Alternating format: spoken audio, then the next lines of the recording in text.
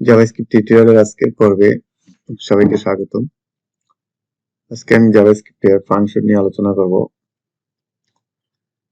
তো JavaScript function মূলত কি এবং এটাতে আমাদের কি কি উপকার আসে। জাভাস্ক্রিপ্ট ফাংশন মানে আমরা বলতে বুঝি যেটা একটা কর্ম, যে কোনো একটি কর্ম সম্পাদন করাই হচ্ছে মূলত ফাংশনের কাজ। আর ফাংশন কেন আমরা ইউজ করব?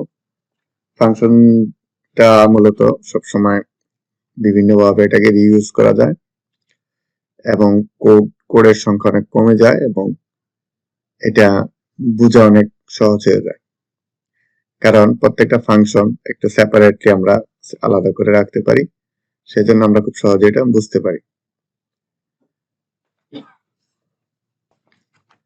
তো এই বিষয়টাকে আমরা প্র্যাকটিক্যাল যদি দেখি তাহলে আমরা পুরোপুরি ক্লিয়ার হয়ে যাব। সেজন্য আমরা আমাদের প্রজেক্টে আমাদের বিএস কোডে ওপেন করে নিব।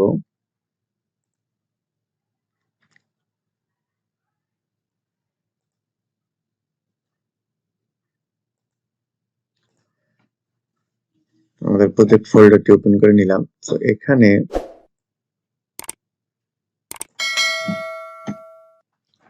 আমরা একটি ফাংশন ক্রিয়েট করব। ফাংশন ক্রিয়েট করতে হলে প্রথমে আমাদের লিখতে হবে ফাংশন, তারপরে ফাংশনটির নাম লিখতে হবে, তারপরে ফার্স্ট ব্র্যাকেট দিতে হবে, তারপরে সেকেন্ড ব্র্যাকেট দিয়ে তার বডিটা শুরু করতে হবে। তো এখন এখানে আমি দুটো ভেরিয়েবল নিতে পারি।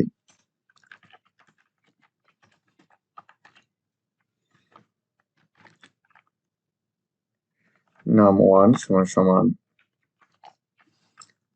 10 এবং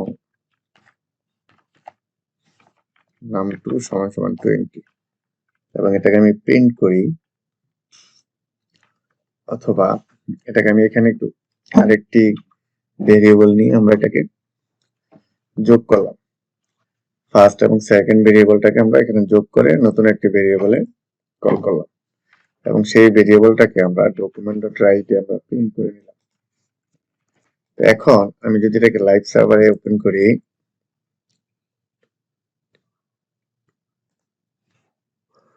তাহলে আমরা দেখতে পাবো এখানে কোনো ধরনের রেজাল্ট দেখা যাচ্ছে না। কেন দেখা যাচ্ছে না? কারণ আমরা এই ফাংশনটাকে কল করিনি। ফাংশন তৈরি করেছি কিন্তু ফাংশন আমরা কল করিনি। কল করতে হবে নিচে। ফাংশন কিভাবে কল করতে হয়? ফাংশন কল করতে হয় জাস্ট নামটা দিয়ে তারপরে ফার্স্ট ব্র্যাকেটটা দিব, তাহলে কি ফাংশন কল হয়ে যাবে। এবার যদি আমি ব্রাউজারটা চেক করি তাহলে দেখতে পাবো রেজাল্টটা চলে আসছে। তো এখন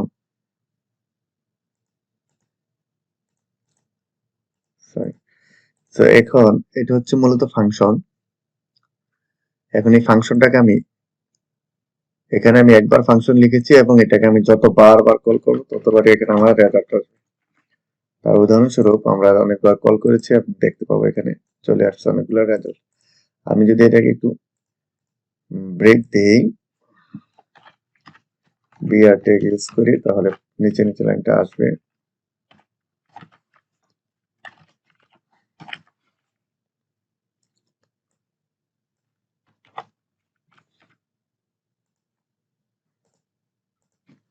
আমরা দেখতে পাচ্ছি এখন অনেকগুলো, যতবার কল করেছি ততবারই আমাদের এটা প্রিন্ট হয়েছে। তো এটা হচ্ছে ফাংশন। তো এখন ফাংশনের মধ্যে আরেকটা জিনিস করা যায়, সেটা হচ্ছে আমরা ফাংশনের মধ্যে বিভিন্ন ধরনের প্যারামিটার পাস করতে পারি। আরো ডাইনামিকলি করার জন্য আমরা সেই প্যারামিটারটা পাস করি। কিভাবে করব সেটা হচ্ছে মূলত এখানেই আমি যদি এখানে দুটো ভ্যালু পাস করি, মানে এখানে উপর যে 10 এবং 20 ভ্যালুটা আছে এটা আমরা এখানে পাস করব। এখান থেকে আমরা এখানে এটা ইনজেক্ট করব, তাহলে এটা আর দরকার নেই। এবার এটাকে আমরা ইনজেক্ট করব। এখানে ইনজেক্ট করতে হলে আমরা এই দুটা ভ্যালু এখানে ইনজেক্ট করেছি, এবার এখানে আমরা ক্যাচ করতে হবে এটাকে, প্যারামিটার গুলোকে ক্যাচ করার জন্য আমরা এখানে দুটা প্যারামিটার নিব, নেম 1 এবং নেম 2। আপনি যে কোনো নাম দিতে পারেন, জাস্ট মনে রাখতে হবে প্রথমটার জন্য প্রথমটা, দ্বিতীয়টার জন্য দ্বিতীয়টা, এভাবে ধারাবাহিকভাবে এটাকে ক্যাপচার করতে হবে। তো এবং এটাকে আমরা এখানে সাম করেছি এবং প্রিন্ট করেছি, এবং যদি আমরা চেক করি দেখবো সেম রেজাল্টে আমাদের এখানে আসছে 30।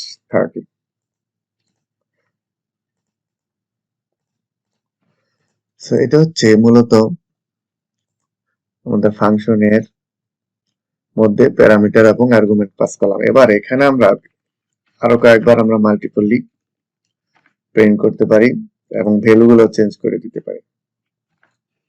এখানে এত দিলাম, এখানে আমি 2 দিলাম, এখানে আমি 3 দিলাম।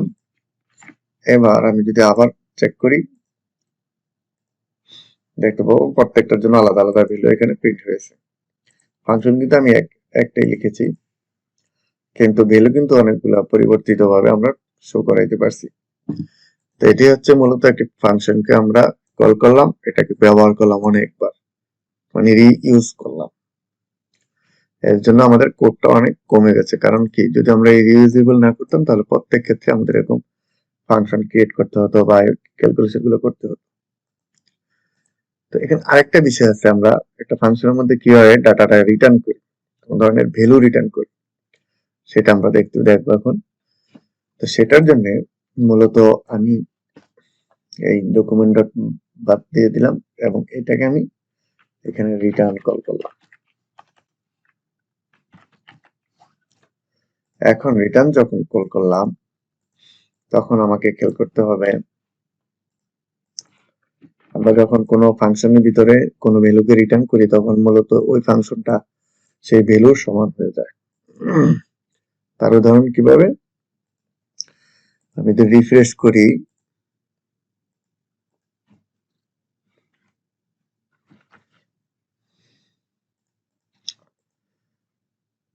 এখানে মূলত রিটার্নটা আপনাদের ভুল হয়েছে, লেট দিলাম। এবার রিটার্ন করবো আমি হচ্ছে এটা ভেরিয়েবলটাকে রিটার্ন করলাম। এবার যদি আমি যাচাই করি,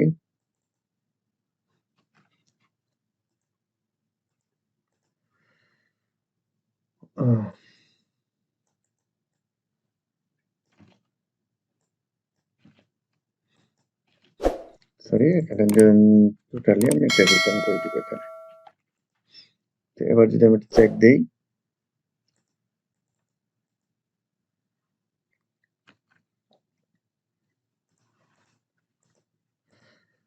আচ্ছা এটা তো প্রিন্ট করতে হবে, এটা প্রিন্ট করতে হবে,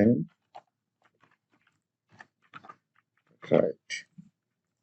এইভাবে এটা প্রিন্ট করতে হবে। প্রিন্ট করার পর আপনারা দেখবেন এখানে 30 হয়ে গেছে। তো এখন আমরা মূলত যেটা বলছিলাম যে ফাংশনের মধ্যে যখন আমরা ভ্যালুটাকে রিটার্ন করি তখন হচ্ছে এটা ফাংশনটা তার ভ্যালুর সমান হয়ে যায়। তার উদাহরণস্বরূপ কিরকম, যদি আমরা এখানে একটা প্লাস দেই তারপরে আমি 30 দেই, তাহলে দেখবো আমরা এখানে এই ফাংশনটার সমান হয়ে গেছে, মানে 60 হবে, 60। সো আমরা দেখতে পেলাম মূলত হচ্ছে আমাদের এই ফাংশনের সাথে নতুন একটি ভ্যালুকে আমরা যোগ করতে পারলাম।